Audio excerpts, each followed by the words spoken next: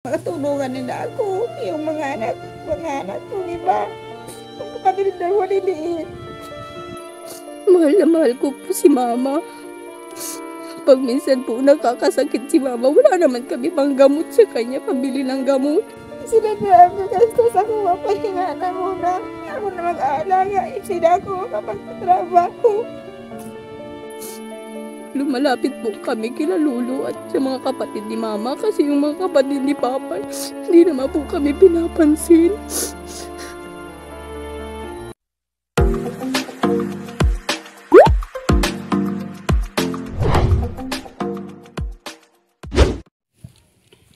Yun mga kalingap, nandito tayo sa inilapit sa atin, no? So ngayon mga kalingap, mga kababayan, tabayan na natin ang kwento nila. Ito po ate. Anong pangalan ni ate? Mary Jane, Mary Jean. Ilan taon na kayo ate? 40. 40 years old. Opo, mga 41 nga ng June 22. Mag 41 ka ngayong June. Ilan po ang anak ate? 8 sa una. Kaya may isa akong anak ngayon na napag-asawa din at ulit ako. Okay. 8 dun sa unang pangasawa, din may isa ngayon. Yung tatay nung 8 mong anak nasaan ate? Sa Maynila daw. Sa Maynila daw. Bakit daw ate? Kasi wala namang komunikasyon. Wala na komunikasyon. Iniwan kami. 3 araw pa lang ako makapanganak. Ngayon yung anak kong iniwan. Maga 8 years na. Sa October 11, 8 years na. So, yung pangwalo nyo na anak, iniwan ka, o iniwan kayo, is 3 araw pa lang kakapanganak. Opo.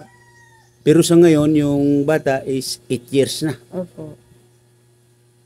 So, ganun katagal. Magmula ba nung iniwan ka o iniwan kayo, nagpapadala naman?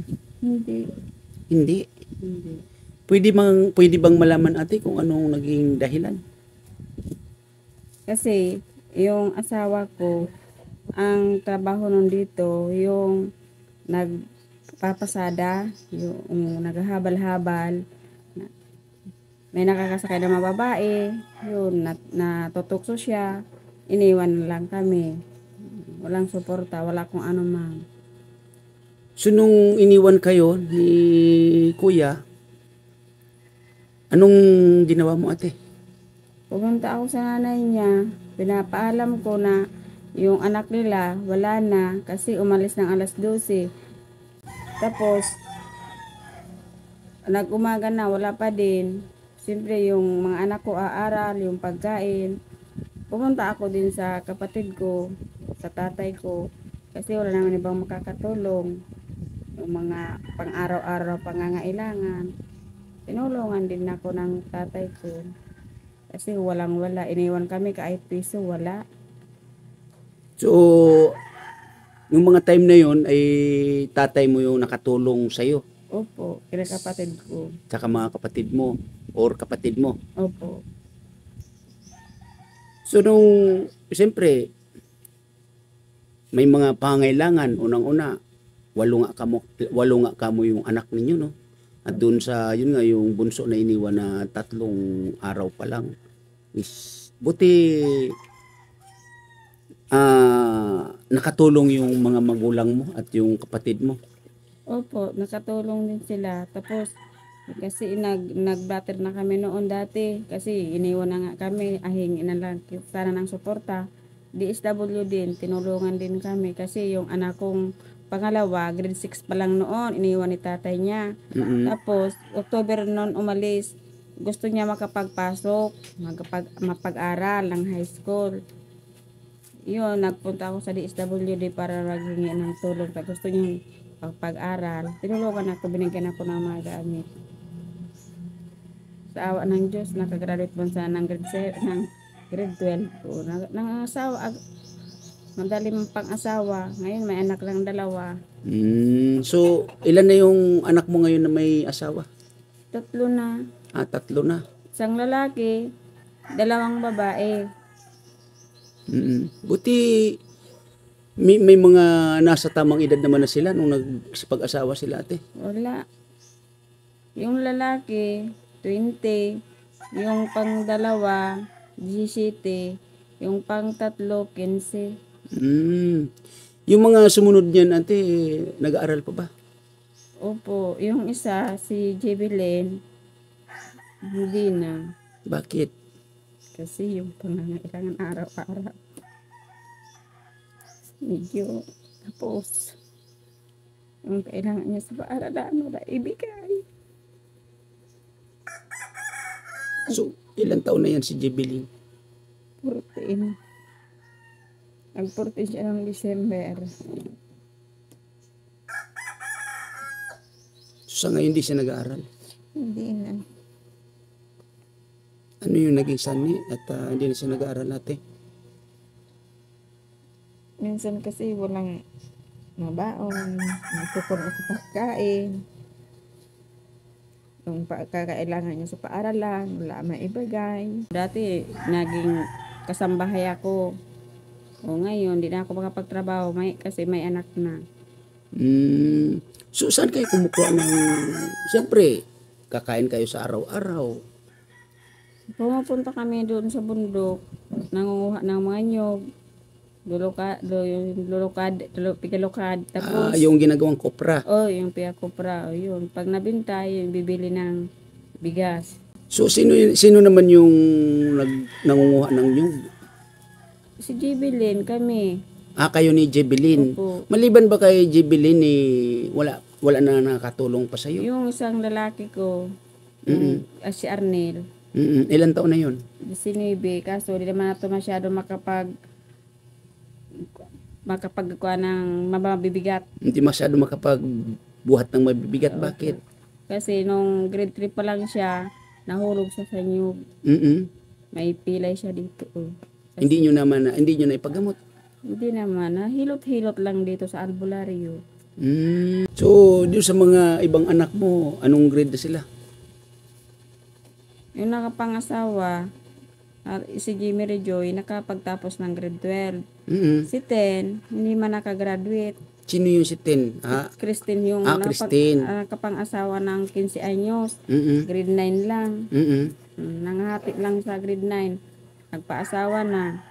So, ano yung nararamdaman mo, ate, na siyempre, napalaki mo naman sana sila nang wala yung kanilang ama. Pero umabot sa punto na nagsipag-asawa sila ng mga maaga.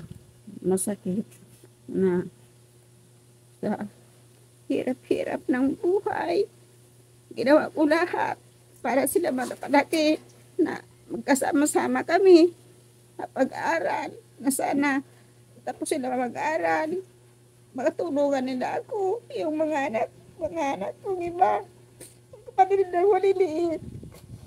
Sila na ang gagastos ako, mapahinga na muna. Ako na mag-aalaga, sila ako kapag-trabaho. Lagi sana ako nandito sa bahay kasi nagtatrabaho ako. Nakadatingan ko ng bataan, mga tulong lang para may isuporta sa kanila sa pag-ubo, pang-araw-araw, mapag-aral. Tapos nung bandang huli, madali na sila makatapos. Yun, ang pang-asawa. Masakit sa loob ko, mabigat. Masyadong mabigat na yung problema ko. Yun, parang nagrebilde din ako. Nakapang-asawa ako. Kumbaga, umaasa ka dito sa naging pangalawang asawa mo na makatulong. Pero sa bandang huli, wala rin. Wala rin, kasi construction, trabaho niya. Kaya niya lang masuportahan yung anak namin. So, nagsasama pa rin kayo sa ngayon? Parang hindi na kami sumasama. Nandito lagi ako. Nagpunta lang siya dito. Sabadong gabi, magbibigay na siya ng mga pangangailangan ng anak niya. Kinagahan o bukas, uwi na siya. Saan yung anak ninyo? Yun, dinala niya muna doon kasi matagal na hindi nakakauwi doon sa kanila. Pinapunta ng mama niya. Ano yun? Siya ay binata? Opo. Okay. So, wala namang, kumbaga, side effect sa inyong pagsasama. Wala naman. So, yung, ulitin natin, yung itong ama nung 8 anak mo, wala na talaga kayong komunikasyon. Wala na. Wala kayong balita. May balita din. Mm-mm. Kaso, hindi man magsuporta. Okay. So, magmula nun, nang umalis hanggang ngayon. Si, nanay, nasaan si Jubilin? Nandun po sa kila Marlene. Doon nagtatrabaho. Doon siya nagtatrabaho. Opo. Magtatrabaho na lang. Yung pag-aaral niya, paano na? Wala na. Nagtutulong na lang siya sa akin. Manguha ng nyug para makupra. May pang ibili naming bigas pag nabinta na. So, ate, pwede ko bang puntahan si Jubilin? Doon kila Marlene? Malayo man, sir. Malayo. Walang problema. Pupuntahan ko siya kasi siya yung naglapit sa akin na puntahan ko daw kayo. Puntahan ko doon, nanay. At okay lang ba sa inyo na makausap ko yung anak ninyo? Opo, sir. Yan, thank you, nanay. So yun, mga kalingap, mga kababayan, nandito na tayo sa bahay ni Ate Marlene, yung naglapit sa atin, no? Tao po. Ate Marlene. Nabuti na dito pa kayo. Kasi galing kami doon sa nanay ni, yung nilapit mo sa akin, si Jebelyn. Opo. Nandito ba siya? Andyan po, nag-aayos po sa likod ng sako. Ba't saan kayo pupunta? Mamumulot po kami ng uling. Asan ba siya? Andyan ba po makita? sa likod po. Nag-aayos po ng sako. Ito ba siya? Hello, ate. Kumusta, ate? Okay man po. Ano yung inaayos mo? Sako.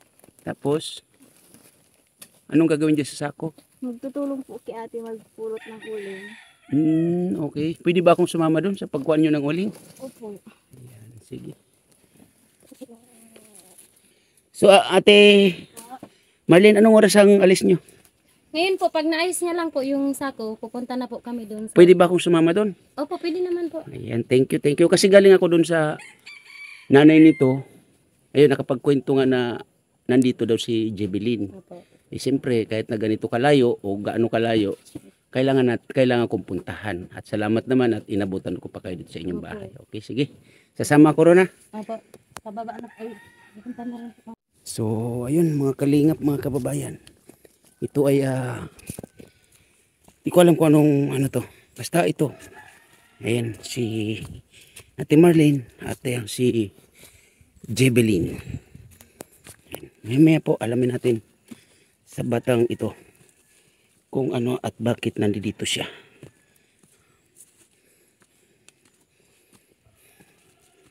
Nag-ano daw po ito ng uling. Diba? Ito yung dinadaanan pala nila rito. Ayun sila, oh.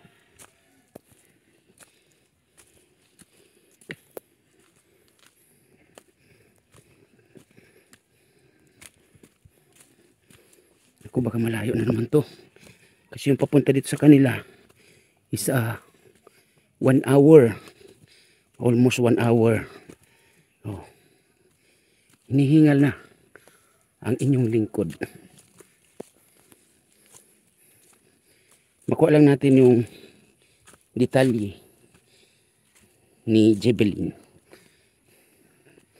Kasi yung kwento ng nanay nito ay nagkaroon tayo ng interest sa batang ito. Kasi yun nga, ito daw ay pansamantala ay tumigil ng pag-aaral.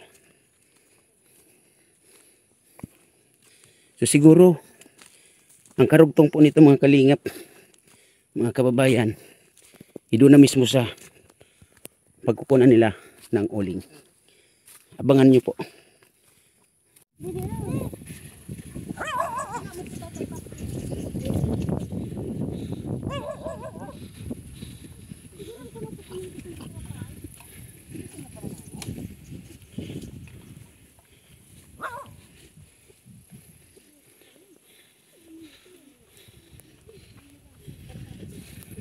nandito naman tayo na di papa. Kawawa naman ata. Sige.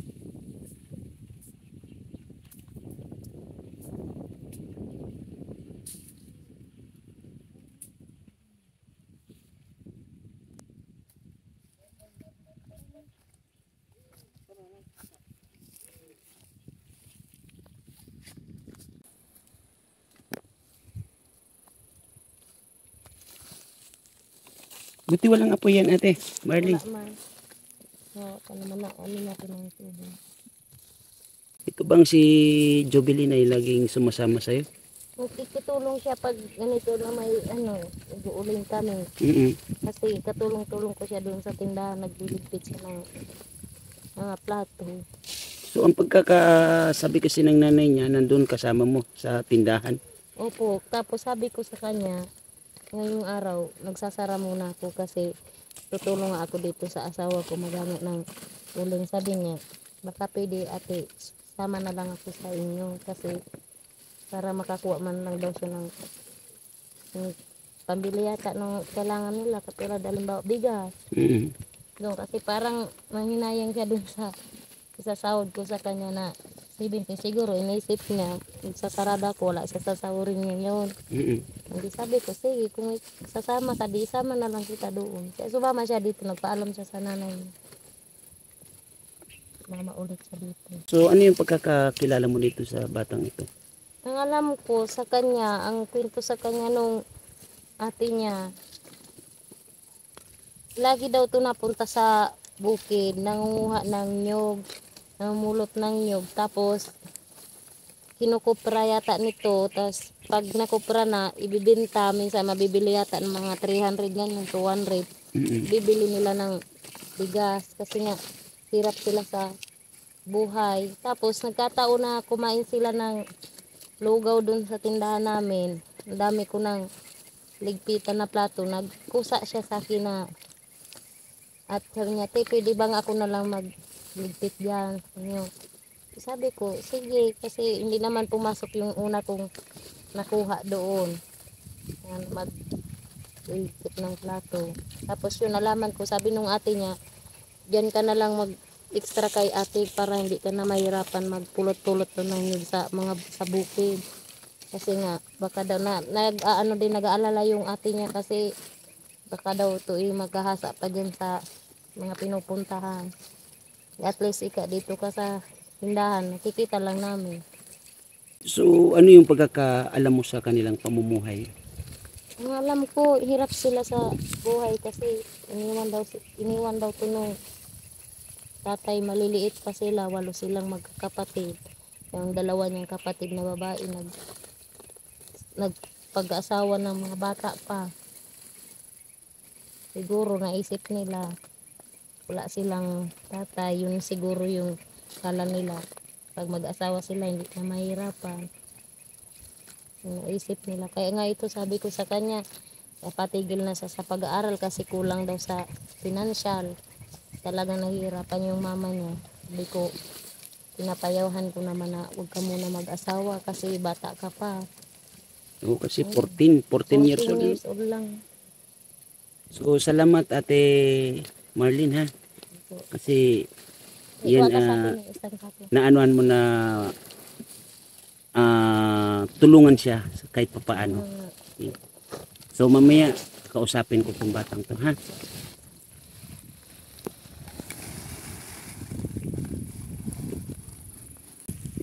So, ang pangalan mo is Jovelyn. Ilan taon ka na nga pala? 14 po. 14 years old. Hinanap kasi kita doon sa inyo. Kausap kami ng mama mo. At ayun nga, naikwento niya na nandito ka daw kay ate mo Marlene. At nang pumunta nga ako doon sa tindahan, wala ka naman doon. At nandito nga, ikaw daw sumama sa paghango ng uling. So, para saan mo gagamitin yung kikitain mo dito? At magkano ba yung binibigay sa iyo dito ni ate Marlene every time na sumasama ka sa kanya? Ano po, sakto lang po pambili ng bigas. Mm-mm. Sumama po ako dito para may pambili kami ng bigas mamaya kasi wala naman po kami sasaing mamaya. Hindi sabi ko kay Ate Marlene, sama na lang ako Ate Marlene kung sasara ka na sa tindahan para may pambili kami ng bigas. Sabi ni Ate Marlene, sige. So, yung ibibigay sa ni ate mo Marlene dito is bibili nyo ng bigas. Po. Bakit bakit kailangan mong maghanap buhay para lang sa pambili ng bigas? Para lang po makakain kami kasi si mama wala naman trabaho. Tapos yung kapatid ko naman na yung matanda naman yung sultiro, hindi naman siya nakakatrabaho. Bakit? Yung nalaglag po kasi sa puno ng nyug, yung po pag kunting galaw-galaw niya lang po na nahihirapan na siya. So, ang kwento kasi ng mama mo, tumigil ka daw sa pag-aaral. Bakit? Yung ano po, kapos po kami sa pagbuhay, minsan lang yung nag-aaral kami pag minsan wala naman baon, pag pamahawan. Kaya Walang almusal. po, wala po kami pinagkakain. Tapos pag na po, gutom na po kami sa eskwelahan. So,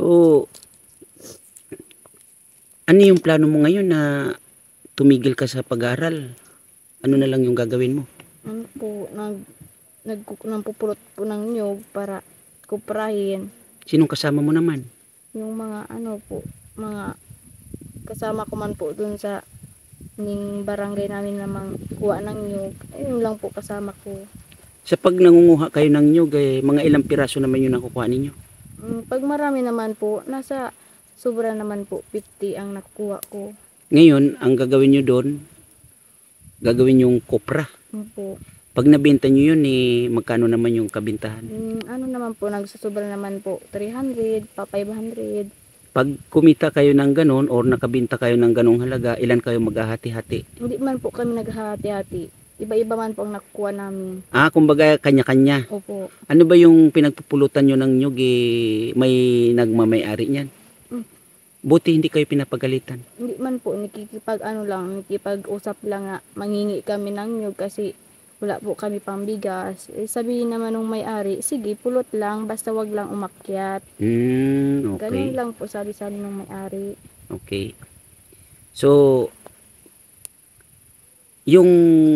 kasi ang sabi ng mama mo, 7 years nang iniwan kayo ng papa nyo. Opo. So, ano yung nararamdaman mo na ganun yung papa mo? Masakit po sa amin kasi alam niya naman na naghihirap kami dito sa Bicol. So sa ngayon, Jebelyn, gusto mong mag-aral muli? Po, kung may makakatulong lang po sa amin, kung may magagastos lang po sa akin, gusto ko man po magtapos ng pag-aaral para matulungan ko po sila mama. So ano yung pangarap mo sana?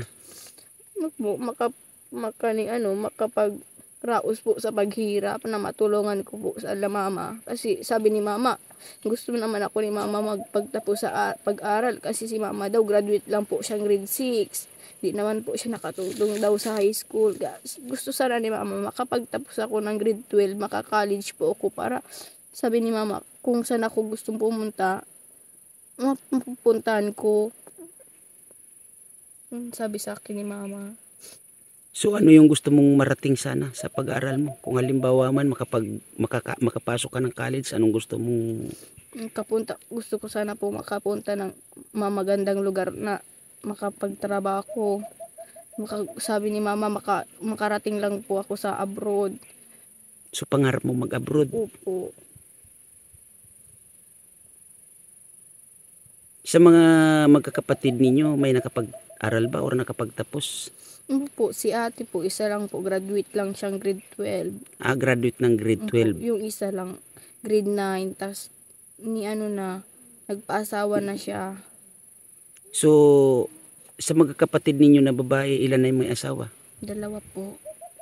Buti hindi pumapasok sa isip mo na, kumbaga, yun nga sa kahirapan ninyo, sila ate mo nag-asawa na. Buti hindi pumapasok sa isip mo na sundan na lang sila na mag-asawa ka na lang din. Ayoko po. Gusto ko pa makapagtulong kay mama. So gaano mo kamahal si mama mo? Sobra-sobra po. Mahal na mahal ko po si mama. Pag minsan po nakakasakit si mama, wala naman kami pang gamot sa kanya, pambili ng gamot. Lumalapit po kami kila Lulu at sa mga kapatid ni mama kasi yung mga kapatid ni papa, hindi naman po kami pinapansin. Pinapabayaan lang kami noon ng mga kapatid ni papa o mga magulang ni papa. Wala po sa amin pakialam. So ano yung panawagan mo kay papa mo? Ano po, papa man po ulit. Kasi sabi ni mama, kahit anong daw mangyari, papa lang namin yun. So yun nga, anong pwede mong sabihin sa papa mo sa kasakali? Baka ito, mapanood kayo o mapanood ka. Ang gusto ko lang naman sana, nung nagsuporta siya nung mga pirang ano man, gusto ko sana patuloy-tuloy man yung pagsuporta niya para hindi naman po kami masyadong nahihirapan. Kasi tagal na po siya hindi nagsusuporta sa amin. Mag-8 na, hindi na siya nagpapakita sa amin o nagsusuporta. Jebeline, pakiusapan ko ngayon si Ate Marlene mo. Uuwi tayo dun sa inyo. Okay? At may konting regalo ako sa iyo. Ha? Okay lang ba sa iyo na uuwi tayo dun sa inyo na magkasabay tayo? So yun nanay, bumalik kami dito na kasama ko na si Jebeline. At anong oras na to? Ay siguro anong oras na ba? Mag-alas 3 na yata ng hapon. Siguro. Dito. Naano ko po yun nanay, si Jebeline, na tagpuan ko doon sa kila Marlene sa bahay nila. So ang nakakaano nga lang dito kay Jebeline kasi yun nga natigil yung kanyang pag-aaral. Opo. Pero sa palagay nyo nanay, makakapag-aral pa siya. Kung makapagtrabaho din ako, So, malaki na yung anak ko, mamasukan din uli. mamamasukan ka uli Opo. para matustusan ang pag-aaral ni Jebeline. Kasi gusto niya sumali sa mga kuhan dyan sa paaralan, kung ano ang yung mga kuhan dyan sa paaralan. Gusto niyang sumali, wala naman kagasto. Ayan ate, ito ay galing kay Kuya Bal Santos Matubang, no? Ayan ay binili ko na lang para kasi hindi ako nakapagdala nung nakalagay sa sako. Ayan, 5 kilos yan. Ate, galing yan kay Kuya Bal Santos Matubang. Ano masabi mo ate? Maraming salamat Kuya Bal Santos Matubang. Ayan. Maraming salamat po. So yun, ate, ano pangalan uli? Mary Jane. So yun, ate Mary Jean at Jebeline. Maraming salamat sa pagbahagi ng kwento ng pamumuhay ninyo dito sa lugar ng Imagaan. Huwag po kayo mag-alala ate. Kung may blessings na darating po sa inyo, yan po ay ihahatid ko ulit dito sa inyo ate, no? So yun mga kalingap, mga kababayan, nakuha na natin ng kwento itong si Nanay Mary Jean at ang kanyang anak na si Jebeline. So yun, medyo ano yung kwento nila, no, mga kalingap, mga kababayan. No, sana masubaybayan natin ang kwento ng mag-inang ito. At lalong-lalo na itong si Jebeline. Mga kalingap, mga kababayan, maraming salamat. Unang-unang Kuya Bal Santos Matubang, Ate Ina Vlogs, Kalingap. At shoutout sa lahat ng landing pad, ano? Landing pad ng Donsol, landing pad ng Gumaka, at landing pad ng Davao. Yun, maraming salamat. Lisa 67 Vlog, Chunila Reyes, Lani Wonder Woman, Tita Eman Pam Channel, Mel Lapitan, Irene Pahuyo, at a shoutout Mama Sinya, shoutout din Dai Loves Official.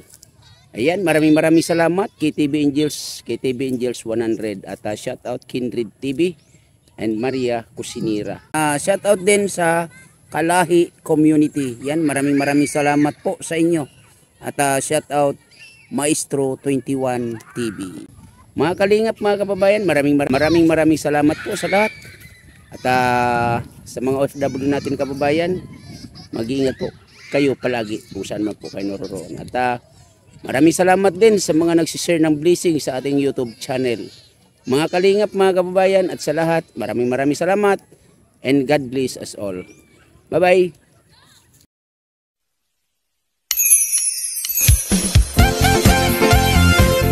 Team Kalingap dance, dance, dance, dance, dance.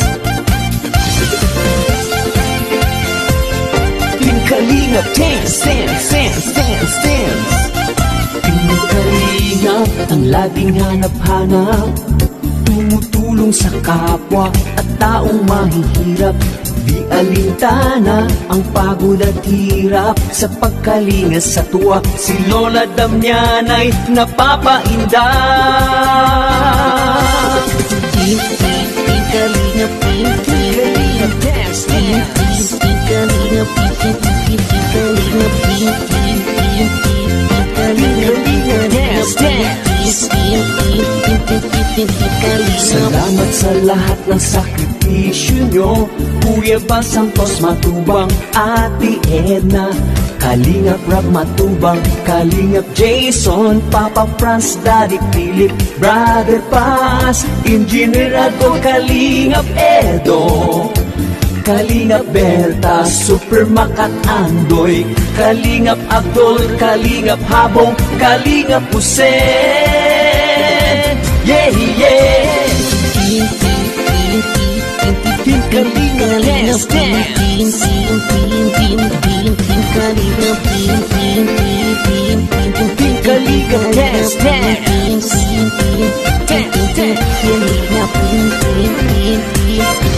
Naluin mo lang, Team Kalingap, ang paglingap nyo sa mahihirap.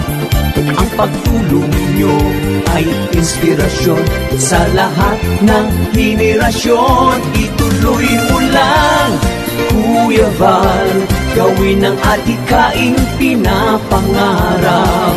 Ang pag-iingat ng Diyos naway laging sumainyo.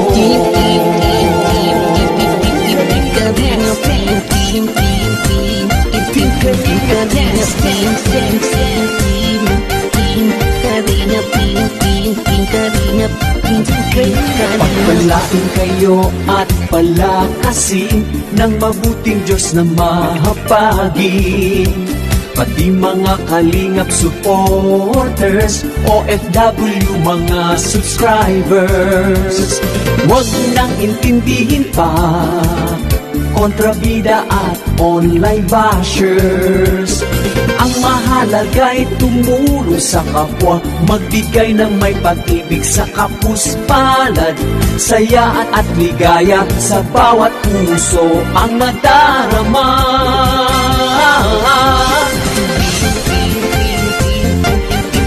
Kalingap,